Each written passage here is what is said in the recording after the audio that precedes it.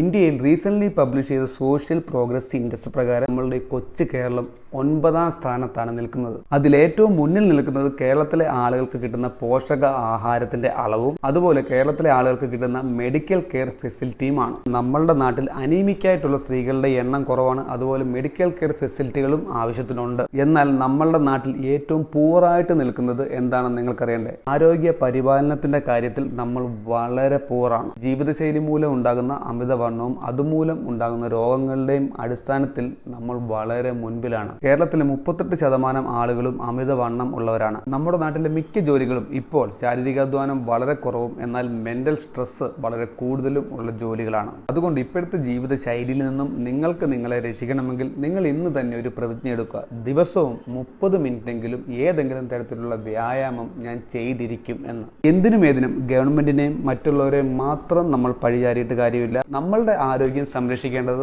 നമ്മളുടെ മാത്രം ചുമതലയാണ്. അതിന് വേറൊരാളെ പഴിചാരിയിട്ട് ഒരു കാര്യമില്ല. നമ്മളുടെ കുടുംബത്തിനും സ്റ്റേറ്റിനും അതുപോലെ രാജ്യത്തിനും ആരോഗ്യമുള്ളൊരു ജനതയെയാണ് ആവശ്യം. എങ്കിലേ നമ്മളുടെ നാടും അതുപോലെ വീടും രാജ്യവും വികസിക്കും. അല്ലാതെ രോഗികളെ കൊണ്ട് ഒരു പ്രദേശം നിറഞ്ഞാൽ അത് ആ വ്യക്തിക്കും ആ വീടിനും നാടിനും നഷ്ടങ്ങൾ മാത്രമേ ഉണ്ടാക്കൂ. അതുകൊണ്ട് ഇന്ന് തന്നെ നിങ്ങൾ ഒരു പ്രതിജ്ഞ എടുക്കുക. എൻ്റെ ആരോഗ്യം സംരക്ഷിക്കേണ്ടത് എൻ്റെ മാത്രം ഉത്തരവാദിത്തമാണ്.